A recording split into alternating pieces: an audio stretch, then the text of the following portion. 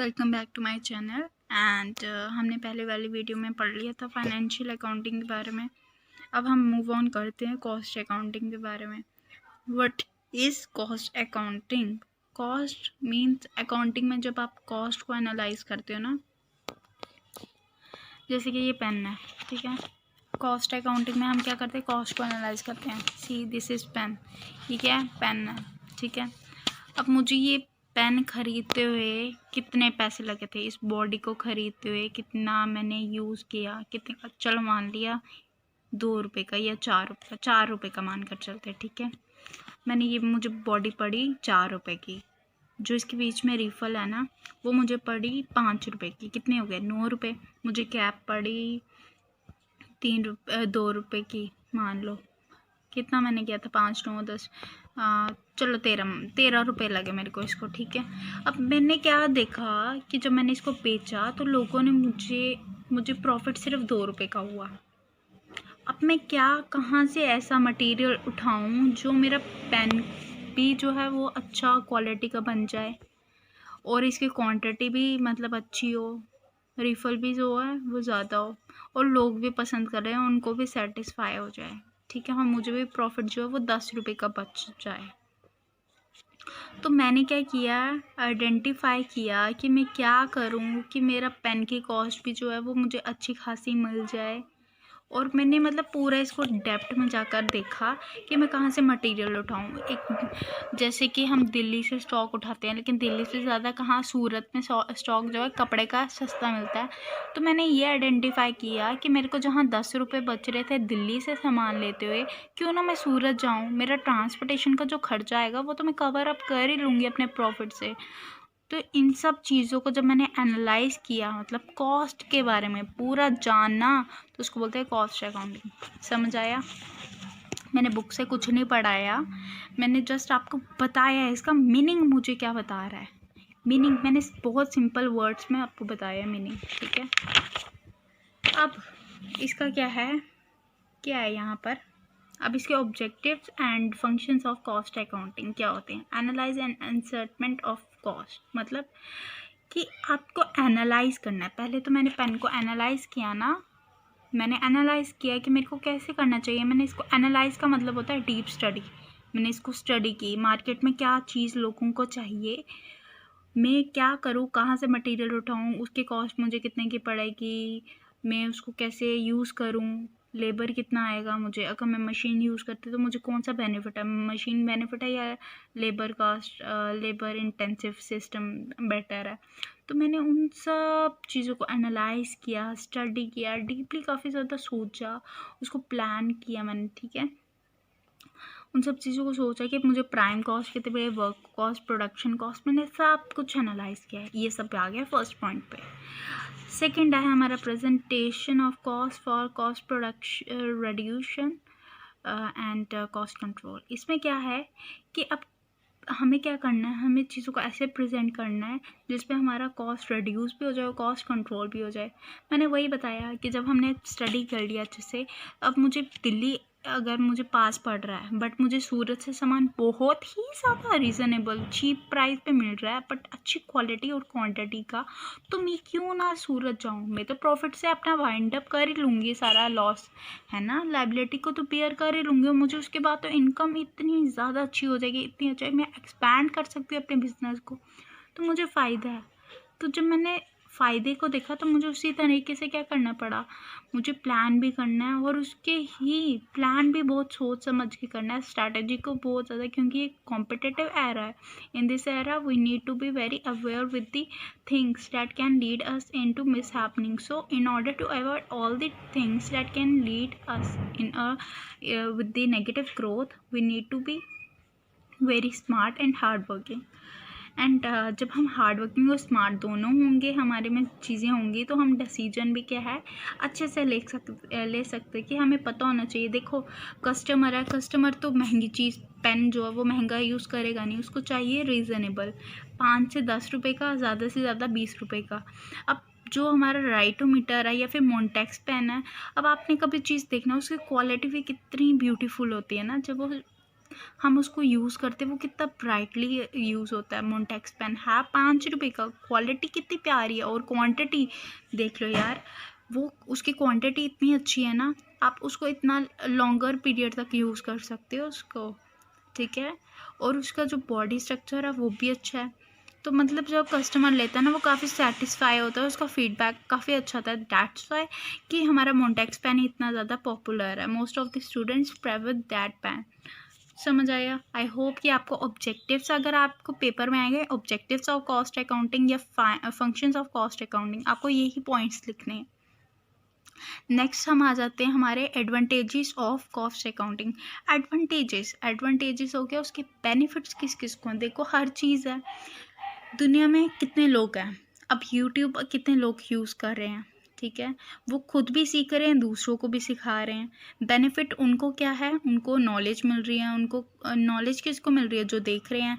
Confidence किसका increase हो रहा है, जो बंदा यूज़ कर रहा है, ठीक है। क्रिएटिव कौन हो रहा है, जो इंसान यूज़ हो रहा है। आइडियाज़ और किसको मिल रहे हैं, जो इंसान देख रहा है। तो मतलब गवर्नमेंट को क्या बेनिफिट है और दूसरी कंट्रीज़ को क्या बेनिफिट है। वो हमारा चैनल देख रहे हैं, इंडिया के बच्चे पॉपुलर हो रहे हैं, वो बोल रहे हैं कि वाह India is not only a developing country but it is in this initial stage of getting progressive in nature, right? And the students and the children over there are very hardworking, very smart. They make video with not for only fun but it's very creative, right? सो उनका वो ये बोलेंगे, तो इससे किसकी, सिर्फ एक particular इंसान की नहीं इमेज अच्छी हो रही है बट ओवरऑल कंट्री की भी इमेज अच्छी हो रही है, ग्रोन अप हो रही है, ग्रोथ हो रही है उनकी।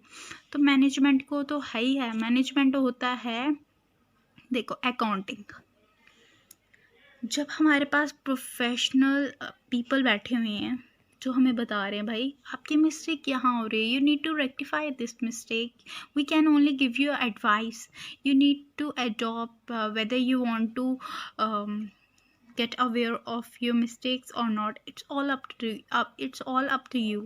My duty is to make you aware with the things that can lead you into a depressive period. So management के लिए कैसे हेल्पफुल हो जाता है, जब उसको पता है कि प्राइस फिक्सेशन सब कुछ जो है वो एनालाइज हो चुका है, स्टडी हो चुकी है, मतलब कि एनालिटिकल एक्यूरेसी भी ठीक है, हमारी पॉलिसीज़ और प्लानिंग भी हेल्प करती है, तो उसको उसका काम तो ईजी हो जाता है, उसको टाइम कम कंज्यूम होता है, ठीक है। तो उसको बेनिफिट्स काफ़ी ज़्यादा हो जाते हैं इस चीज़ में। देन एम्प्लॉयज़ के लिए कैसे बेनिफिट है, देखो जब कॉस्ट जो है ना हमें भी अच्छी खासी मतलब कम रेट पे मिल रही है, और जो हमारे कस्टमर्स को हम दे रहे हैं ना उनको भी उनके अकॉर्डिंग जो है वो रीज़नेबल मिलेगा। जो बीच का प्रॉफिट है ना, उस प्रॉफिट में से कंपनीज़ क्या करती है, ऑर्गेनाइजेशंस क्या करती है, अपने एम्प्लॉयज़ को मोटिवेट करने के लिए उनको बोनस भी देती है, उनको इंश्योरेंस भी देती है, उनकी फैमिलीज़ को एजुकेशन फैसिलिटी भी प्रोवाइड करती है, उनको पर्सनल सेटिस्फैक्शंस भी देती है ताकि एम्प्लॉय मोटिवेट हो जाए और अच्छे से काम करे। क्रेडिटर्स को कैसे बेनिफिट है, देखो जब एक कंपनी या एक ऑर्गेनाइजेशन की इमेज मार्केट में अच्छी है, उसकी पोजीशन अच्छी चल रही है, उसकी फाइनेंशियल ग्रोथ सब कुछ ठीक है, तो कंपनी को बैंक लोन या फिर इन्वेस्टर ट्रस्ट कर क्या दे देते हैं, उनको लोन्स दे देते हैं, क्योंकि उनको पता है कि ये इंसान जो है लोन जो है हमारा पे बैक कर देगा, क्योंकि इसका जो चल रहा है बिजनेस वो अच्छा है, इसकी मार्केट में पोजीशन अच्छी है और ये हमारा बैंक लोन कर लेगा कंप्लीट। गवर्नमेंट को टाइम टू टाइम टैक्स मिल रहा है, सोसाइटी को एम्प्लॉयमेंट मिल जाएगी, तो ये बेनिफिट्स तो हैं ही हैं। और अगर मतलब कि हमारी कंट्री की इकनॉमी अच्छी होगी तो उसकी जो बाकी कंट्रीज़ के साथ रिलेशनशिप है वो भी अच्छे हो जाएंगे। तो ये इसकी क्या थी, एडवांटेजेस थे। आई होप कि आपको एडवांटेजेस भी समझ आ गए हों।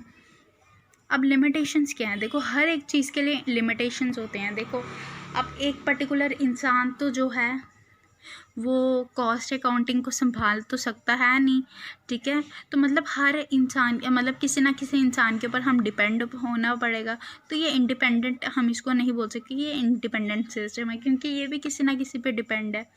अब हम इस पे क्या करते हैं, अब ये क्या करता है कि ये जो है ना, it is largely on estimate. हम इसको एस्टिमेट कर सकते हैं कि अगर हम ऐसे ऐसे करेंगे तो हमारी ये चीज़ जो है कम हो जाएगी, जबकि हम एस्टिमेट चीज़ों को नहीं कर सकते हैं। मतलब हर चीज़ में अगर आप एस्टिमेट कर रहे हो, डैट इज़ टोटली रॉन्ग। हम किसी चीज़ को एज्यूम नहीं कर सकते। अगर हम किसी इंसान को जानते नहीं हैं, अगर हम पहले ही बोल दें कि यार ये तो अच्छा इंसान नहीं है, ये तो गलत बात हुई ना, तो हमें कभी भी हमेशा एस्टिमेट नहीं करना है चीज़ों को, कभी भी चीज़ों को एज्यूम नहीं करना है पहले से ही। अब स्कोप ऑफ फॉर सब्जेक्टिव, ठीक है। अब ये क्या है, सब्जेक्टिव है, सब्जेक्टिव ऑन आइटम्स है। इसका स्कोप किस पे है, सब्जेक्टिव ऑन आइटम्स पे है। जैसे कि डेप्रिसिएशन हो गया, जैसे आपने एक कार खरीदी है, ठीक है, उसको हर साल वो क्या होता है, उसका डिप्रेशन पीरियड चलता है, मतलब वो कम ही होती जाती है ना, मार्केट लेवल से उसका प्राइस क्या डिक्रीज होता जा रहा है। तो ये कह रहा है कि ये किस पे है, मतलब कि ये स्कोप इसका कहाँ पर है, मतलब ये किस साइड ज़्यादा मतलब कि वो है beneficial subjective. Scope for subjective में जैसे क्या आ गया हमारा, valuation of closing stock and all. फिर कह रहा है कि ये सभी आइटम्स को कंसिडर नहीं करता, हमारी टोटल इनकम्स और एक्सपेंसेस को नहीं करता है ये कंसिडर।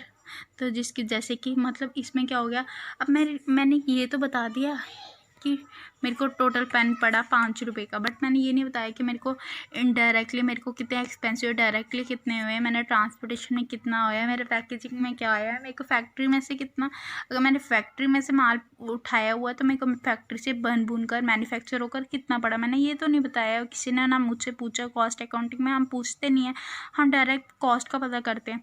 तो ये क्या है, ड्रॉबैक बन जाता है हमारा, right. I hope you get the all the points that I have already mentioned in this video. आज हमने पढ़ा था meaning of cost accounting, objective बोलो या फंक्शंस बोलो, बात एक ही है, ठीक है।